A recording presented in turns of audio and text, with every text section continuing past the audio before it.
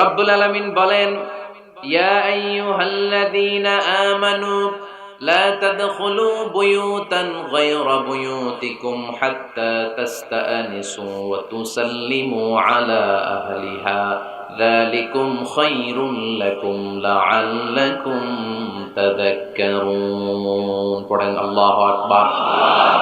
আল্লাহ বললেন, ও বিশ্বাসীরা শোনো শোনো, তোমাদের ঘর ছাড়া অন্য কারো ঘরে যদি যাও, অপরিচিত কারো বাসায় যদি যাও, যাওয়ার আগে অনুমতি নাও আর সালাম দাও। দেখেন সমাজ পরিবর্তনের ওয়াজ। অনুমতি নিতে হবে, সালাম দিতে হবে, পারমিশন নিয়ে যাবেন, অ্যাপয়েন্টমেন্ট নিয়ে যাবেন। অনেকে এমপির বাসায় যেয়ে ভিড় করে, এমপি রে পায় না, রাগ দেখে, আরে আসছি, এমপি হয়েছে তো কি হয়েছে, পাওয়া যায় না সময় মতো। এমপিরও কাজ আছে না নাই? উনি তো আপনাদের জন্যই কাজ করেন, যে মিটিং গুলো করে আপনাদের জন্য, এই নির্বাচনী এলাকার জন্য করে, এগুলো বুঝতে হবে। অনেক ব্যস্ত মানুষ হুজুরের বাসায় যে, এই হুজুর নামে না এখনো, এতক্ষণ ধরে বসে আছি, 2 কাপ চা দিয়ে বসায় রাখছে আমাদেরকে, এরকম অভিযোগ আছে না নাই? কিন্তু হুজুরও মানুষ, হুজুরের ঘুমানো লাগে, হুজুরের গোসল করা লাগে, হুজুরের বিশ্রাম লাগে, হুজুরের ফ্যামিলি আছে, হুজুরও অসুস্থ হয়, হুজুর রোবট না, ঠিক কিনা? এগুলো একটু বোঝার চেষ্টা করবেন, একটু আমলে নেবেন। এজন্য সুন্নাহ হচ্ছে কারোর সাথে দেখা করার আগে অনুমতি নিয়ে যাওয়া। মোবাইল থাকলে, ভাই বিকেলে একটু আসতে চাই, উনি যদি বলে হ্যাঁ আসেন, যাবেন, তাহলে 1 নাম্বার সুন্নাহ অ্যাপয়েন্টমেন্ট নেওয়া। 2 নাম্বার সুন্নাহ যে সালাম দেওয়া, অনুমতি চাওয়া। কারো ঘরে হুট করে দরজায় ধাক্কা মেরে ঢোকা যাবে? আগে কি দিবেন? আওয়াজ করে বলেন, আগে কি দিবেন? সালাম। তারপর আপনার নাম বলবেন। কি বলবেন? আল্লাহর হাবিব সাল্লাল্লাহু আলাইহি ওয়াসাল্লাম ওনার ঘরে বসা, এক সাহাবী এসে দরজার মধ্যে কারানার নেন। আল্লাহর হাবিব সাল্লাল্লাহু আলাইহি ওয়াসাল্লাম বললেন, মান্দা, কে দরজায় কাড়া নাড়ে? সাহাবী বললেন, আনা, আমি। বিশ্বনবী বললেন, মান আনতা, তুমি কে? সাহাবী কয়, আনা আনা। আরে নবী, আমি আমি। রাসূল সাল্লাল্লাহু আলাইহি ওয়াসাল্লাম, কিসের আনা আনা? নাম বলো মিয়া। আনা আনা কান্নাহু কারিহাহা। রাসূল সাল্লাল্লাহু আলাইহি ওয়াসাল্লাম ওর কথাটাই রিপিট করলেন। রাসূল সাল্লাল্লাহু আলাইহি ওয়াসাল্লাম জিজ্ঞেস করলেন, কে? বলে, আমি। আরে তুমি কে? সাহাবী বলে, হুজুর আমি। আল্লাহ রাসূল বলে, আমি আমি, এটা কোনো নাম হইলো? নাম বলো। আল্লাহ রাসূল সাল্লাল্লাহু আলাইহি ওয়াসাল্লাম রেগে গিয়ে 2 বার বললেন, আমি আমি। তা আমি বললেন না, আবার নামটা বললেন। আমি কোনো নাম হইলো? তো সাহাবী বললেন, আমি। রাসূল সাল্লাল্লাহু আলাইহি ওয়াসাল্লাম বললেন, না, আমি তোমার নাম না, তোমার নাম বলবে। তাহলে কারোর সাথে দেখা করতে গেলে প্রথম কাজ হচ্ছে অ্যাপয়েন্টমেন্ট নেওয়া, 2 নাম্বার অনুমতি চাওয়া, দরজায় নক করে সালাম দেওয়া, আর নাম বলা। রাজি আছেন? অনুমতি ছাড়া কারো ঘরে ঢুকবেন? কে কে ঢুকবেন? হাত তুলেন তো দেখি। অনেকে তুলে ফেলছে হাত ভুলে। না, হাত তো ভুল করে হাত তুলছেন, সমস্যা নাই, কিন্তু কারো ঘরে অনুমতি ছাড়া, পারমিশন ছাড়া কখনো প্রবেশ করা যাবে না। এটা কি আপনাদের মনে থাকবে? এক সাহাবী বললেন, ইয়া রাসূলুল্লাহ, ইয়া হাবিবাল্লাহ, আমার ঘরে কেউ নাই, শুধু আমি থাকি আর আমার আম্মা থাকে। আস্তাযিনু আলা উম্মি, আমার মায়ের ঘরে যেতেও কি আমার অনুমতি লাগবে নাকি? আল্লাহর হাবিব বললেন, তুহিব্বু আন তারাহা উরিয়ানা, তুমি কি চাও নাকি তোমার মাকে তুমি উলঙ্গ দেখবে? সাহাবী বললেন, না, কশিন কালেও আমার মারে আমি উলঙ্গ দেখতে চাই না। আল্লাহর হাবিব সাল্লাল্লাহু আলাইহি ওয়াসাল্লাম বললেন, ইদান ইস্তাদিন আলাইহা, তাহলে তোমার মার ঘরে ঢোকার আগেও অনুমতি নিয়ে ঢুকবা। মায়ের ঘরে ঢোকার আগে অনুমতি নিয়ে ঢুকবা। সাহাবী বলে, আনা খাদিমুহা, রাসূল সাল্লাল্লাহু আলাইহি ওয়াসাল্লাম, আমি ছাড়া ওনার কেউ নাই, আমি তো ওনার খেদমত করি, আমার মার ঘরে ঢোকার আগে অনুমতি নেওয়া লাগবে? সাহাবী বললেন, আল্লাহ রাসূল সাল্লাল্লাহু আলাইহি ওয়াসাল্লাম বললেন, হ্যাঁ, তোমার মায়ের ঘরে ঢোকার আগে অনুমতি নেওয়া লাগবে। তাহলে মার ঘরে ঢোকার আগে যদি অনুমতি লাগে, বোনের ঘরে ঢোকার আগে তোর অনুমতির দরকার নেই? হ্যাঁ? ভাইয়ের ঘরে, ভাবির ঘরে, ভাবির ঘরে ঢুকবেন? হ্যাঁ, অনুমতি নিয়ে ঢুকবেন না? খবরদার, কারো ঘরে ঢোকার আগে অনুমতি নিয়ে ঢুকবো আমরা। হুট করে আমরা অনেক সময় ঢুকে পড়ি, সে হয়তো বিশ্রাম নিচ্ছে, অল্প কাপড় পরে শোয়া, বা বিছানায় এমন ভাবে পড়ে আছে, ওই অবস্থায় সে কারোর সাথে দেখা করতে চাচ্ছে না, ওই অবস্থায় হুট করে ঢুকা যাবে? নক করেন, সালাম দেন, নাম বলেন, পারমিশন চান। এই সময়ের মধ্যে সে নিজেকে গুছিয়ে প্রিপেয়ার্ড হবে, আপনার সামনে আসার উপযোগী করে নেবে নিজেকে, ঠিক কি না? দিস ইজ ইসলাম। আওয়াজ করে বলেন, দিস ইজ ইসলাম। এটাই ইসলাম। শুধু জিকির করা ইসলাম না, জিকির করাও ইসলামের একটা অংশ। শুধু লম্বা দাড়ি রাখাই ইসলাম না, শুধু নামাজ পড়তে পড়তে কপালে দাগ ফেলানো ইসলাম না, কারো ঘরে ঢোকার আগে অনুমতি নিয়ে যাওয়ার নাম ইসলাম। কথা বুঝতে পেরেছেন? তাহলে কারো ঘরে ঢোকার আগে আগে পারমিশন নিব, সালাম দিব, হুট করে আজ থেকে কারো ঘরে ঢুকবো না। ইনশাআল্লাহ পড়বেন না? রব্বুল আলামিন এই সূরাটা শুরু করলেন ঈমানদারদেরকে ডেকে। এই সূরার মধ্যে রব্বুল আলামিন 5 বার ঈমানদারদেরকে ডাক দিয়েছেন, আর একবার গোটা বিশ্বের সব মানুষদেরকে ডাক দিয়েছেন। পড়েন সুবহানাল্লাহ।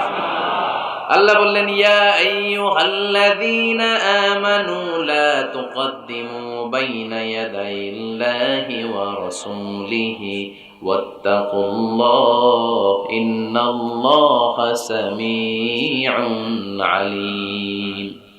আল্লাহ বললেন, ও বিশ্বাসীরা শোনো, প্রথম গাইডলাইন, এই সমাজে যদি শান্তি চাও, সমাজটারে যদি সুন্দর বানাতে চাও, আল্লাহ আল্লাহ রাসূলের বিধানের উপরে কোনো কথা বলো না। আল্লাহ আল্লাহ রাসূল যেই বিধান দিয়েছেন ওই বিধানটাই ফাইনাল। আল্লাহ আল্লাহ রাসূল যা বলছে ওইটা ফাইনাল না, আমার যা মন চায় ওইটা ফাইনাল? কারটা ফাইনাল? আল্লাহ আল্লাহ রাসূলেরটা ফাইনাল। কোন বিশ্বাসী নারী, কোন বিশ্বাসী পুরুষ আল্লাহ আল্লাহর বিধান চলে আসার পরে মন গড়া কোনো কাজ করতে পারে নাকি? মুমিন নারী পুরুষ সব সময় ওই বিধান পালন করে যেই বিধানটা আমাদের জন্য ফরজ করেছে কে? আল্লাহ আল্লাহ রাসূল যা বলেছে এটাই ফাইনাল। খবরদার আল্লাহ এবং আল্লাহ রাসূলের দেয়া কোনো বিধানকে টপকে যেও না। Don't try to be over smart, বেশি স্মার্ট হতে যেও না। যতটুকু ইসলাম দিয়েছে ওইটার মধ্যেই থাকো। ইসলামের চেয়ে বেশি স্মার্ট কোনো কিছু হতে পারে? ইসলামের চাইতে কোনো কিছু বেশি মডার্ন হতে পারে? আল্লাহর দেয়া, আল্লাহ রাসূলের দেয়া কোনো আইনের চেয়ে কোনো স্মার্ট আইন পৃথিবীবাসী বানাতে পারে? এজন্য আল্লাহ বললেন, ওয়ামা কানা লিমুমিনিন ওয়ালা মুমিনাতিন ইযা কাদাল্লাহু ওয়া রাসূলুহু আমরান আন ইয়াকুনা লাহুমুল খিয়ারাতু মিন আমরিহিম। আল্লাহ আল্লাহ রাসূলের বিধান যখন জানা হয়ে যায়, কোনো মুমিন বান্দা বান্দি তাদের আর নিজেদের পক্ষ থেকে কোনো অপশন থাকে না, কোনো চয়েস নাই। আমার আল্লাহ বলেছে 5 ওয়াক্ত নামাজ জামাতের সাথে পড়ো, এর উপর আমাদের কোনো কথা আছে নাকি? আল্লাহ নারীদেরকে বললেন হিজাব পরে রাস্তায় বের হও, এর উপরে কোনো কথা আছে নাকি? আল্লাহ বললেন সমাজের ফিনান্সিয়াল ট্রানজাকশন গুলো ব্যবসার মাধ্যমে হবে, কোনো সুদের কারবার চলবে না, এর উপরে মুমিনদের কোনো কথা আছে নাকি? আল্লাহ আল্লাহ রাসূল যেটা বলেছে ওইটাই ফাইনাল, ওইটাই সবচেয়ে শ্রেষ্ঠ। খেয়াল রাখবেন, এর চেয়ে বেশি শ্রেষ্ঠ হতে পারে? এক সাহাবী বললেন, আমি সারা রাত তাহাজ্জুদ পড়ব, ঘুমাবো না। এক সাহাবী বলল, আমি আর স্ত্রীদের কাছে যাব না। আরেক সাহাবী বলল, সারা বছর আমি রোজা রাখবো, আমি কোনোদিন রোজা ভাঙবো না। আল্লাহ রাসূল সাল্লাল্লাহু আলাইহি ওয়াসাল্লাম রেগে গেলেন, কারণ আল্লাহ রাসূল সাল্লাল্লাহু আলাইহি ওয়াসাল্লাম কি এগুলো শিখাইছেন আমাদেরকে? সারা রাত তাহাজ্জুদ এগুলো শিখাইছে? সারা বছর রোজা শিখাইছে? স্ত্রীদের থেকে আলাদা দূরে দূরে থাকা এগুলো শিখাইছে? রাসূল সাল্লাল্লাহু আলাইহি ওয়াসাল্লাম রেগে গেলেন। দেখেন what a check and balance, ইসলাম কতটা ভারসাম্যপূর্ণ জীবন ব্যবস্থা। আল্লাহ রাসূল সাল্লাল্লাহু আলাইহি ওয়াসাল্লাম ডেকে বললেন, কার এত সাহস যে বলেছে সারা রাত তাহাজ্জুদ পড়বে? কই, আমি নবী তো সারা রাত তাহাজ্জুদ পড়ি না, আমি নবী তো তাহাজ্জুদ পড়ি আবার ঘুমাই, তো আমি ঘুমাইয়া আল্লাহর এত বড় প্রিয় বান্দা হতে পারি, তোমার সমস্যা কোথায়? আমি নবী হয়ে 11 জন স্ত্রীর সাথে মেলামেশা করতে পারি, তোমার মিশতে সমস্যা কোথায়? আমি নবী রোজা রাখি, আবার মাঝে মাঝে রোজা রাখি না, দিনের বেলা খাই, এভাবে মানতে তোমার সমস্যা কোথায়? ইন্নী লা আখশাকুম লিল্লাহি ওয়া আতকাকুম লাহু, আমি নবী সবার চাইতে বেশি আল্লাহরে চিনি, আমার নবীর চাইতে আল্লাহরে বেশি কেউ চিনে? আরে নবী তো আমাদেরকে আল্লাহকে চিনিয়ে দিয়েছে, চিল্লায় বলেন ঠিক কি না? আমার নবীর চাইতে কেউ বেশি বুজুর্গ হতে পারবে না, আমার রাসূলের চাইতে কেউ বেশি আল্লাহওয়ালা হতে পারবে? তার মানে রাসূল যতটুকু শিখিয়েছে অতটুকুই শ্রেষ্ঠ। এটা টপকিয়ে, এটার উপর দিয়ে অ্যাডভান্স হয়ে সামনে যাওয়া যাবে? বেশি বোঝা যাবে না। খবরদার, রাসূল যেটা শিখিয়েছেন অতটুকুর মধ্যে থাকতে হবে, তাহলে কল্যাণ আর বরকত দিবে কে? মাগরিবের ফরজ নামাজ কয় রাকাত? কয় রাকাত? ফরিদপুরের কেউ যদি বলে আমি অনেক বড় আল্লাহর ওলি, আমি 5 রাকাত পড়ব সওয়াব বেশির জন্য, হ্যাঁ কি কয়? হবে না। 5 রাকাত তো সেজদা কয়েকটা বেশি আছে, এটার মধ্যে রুকু কয়েকটা বেশি, কষ্টও বেশি, হবে? কথা কয় না? হবে?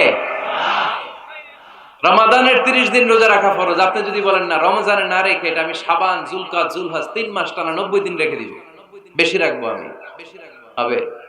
হবে? কারণ বেশি বুঝছে। কারণ কি? আল্লাহ রাসূলের চাইতে বেশি বোঝা যাবে? আল্লাহ রাসূলের চাইতে বেশি বুজুর্গ সাজা যাবে? খবরদার, never be advanced from Allah and his রাসূল। আল্লাহ এবং আল্লাহ রাসূলের চাইতে আমরা অ্যাডভান্স হব না। আল্লাহ আল্লাহ রাসূল যা দিয়েছেন ওইটাই ফাইনাল। ওইটা কি ফাইনাল? আওয়াজ করে বলেন, ওইটা কি? তাহলে সামাজিক সুখ সম্প্রীতির প্রধান মাধ্যম হচ্ছে আল্লাহ আল্লাহ রাসূল যা বলেছে এটাই আমরা মানবো। এর উপরে আমরা কোনো কথা বলতে চাই? এরপর আল্লাহ ঈমানদারদেরকে আবার ডাক দিলেন, বললেন, ইয়া আইয়ুহাল্লাযীনা আমানু লা তারফাউ আসওয়াতাকুম ফাওকা সাওতিন নবী। ও বিশ্বাসীরা, খবরদার, আমার নবীর কণ্ঠের চাইতে তোমাদের কণ্ঠ বড় করো না। ঘোষণাটা কার? কারণ সাহাবারা আল্লাহ রাসূল সাল্লাল্লাহু আলাইহি ওয়াসাল্লামের চারদিকে এরকম ঘিরে বসে থাকতো। এজন্য সাহাবাদেরকে উদ্দেশ্য করে আল্লাহ বললেন, আমার নবীর গলার সাউন্ড যতটুকু তোমাদের সাউন্ড থাকবে অতটুকু বা অতটুকুর চেয়ে কম, এর চেয়ে বড় হওয়া যাবে? তাহলে বেয়াদবি হয়ে যাবে। তাহলে কি হয়ে যাবে? বনু তামিম গোত্রের নেতা কে হবে? আল্লাহর হাবিব সাল্লাল্লাহু আলাইহি ওয়াসাল্লাম পরামর্শ করছিলেন। আবু বকর রাদিয়াল্লাহু তাআলা আনহু বললেন, আমার মনে হয় এই লোকটা হইলে ভালো হয়। ওমরে ফারুক বলে, না, উনি না, আমার মতে এই লোকটা হইলে ভালো। সাইয়েদনা আবু বকর বললেন, আরে না ওমর, তুমি বুঝো না, আমি যার কথা বলেছি সে হলে সবচেয়ে ভালো, তার মধ্যে নেতৃত্বের গুণ আছে। সাইয়েদনা ওমরে ফারুক বলেন, না, আপনি বুঝেন নাই, আপনার চেয়ে আমি ভালো বুঝছি, আমি যারে বলেছি সেই হবে নেতা। তর্ক আছে না নাই? এই তর্ক, কথার নাম কথা, কথার পিঠে কথা করতে করতে করতে করতে ওনাদের মধ্যে একটু ঝগড়ার একটা ভাব। বিশ্বনবী বসা, এই ঝগড়া করতে করতে সাউন্ড বড় হয়ে গেছে, এই উনি হবে, উনি বলে না উনি হবে। বিশ্বনবীর কণ্ঠের চেয়ে কণ্ঠ উঁচু হয়ে গেল। আরশের উপর থেকে একটা ধমক দিলেন কে? আল্লাহ বললেন, খবরদার, লা তারফাউ আসওয়াতাকুম ফাওকা সাওতিন নবী, নবীর কণ্ঠের চাইতে কণ্ঠ উঁচু করো না। ওয়ালা তাজহারু লাহু বিল কওলি কাজহারি বা'দিকুম লিবা'দ আন তাহবাতা আমালুকুম ওয়া আনতুম লা তাশউরুন। নবীর কণ্ঠের চাইতে তোমাদের কণ্ঠ যদি উঁচু হয়ে যায়, তোমাদের সব নেক আমলগুলো আমি আল্লাহ বাতিল করে দেব। ধমকটা ছোট না বড়? ছোট না বড়? মনোযোগ আছে আপনাদের? যদি নবীর কণ্ঠের চাইতে তোমাদের কণ্ঠ বড় হয়, জীবনে যত ইবাদত করছো সব বাতিল।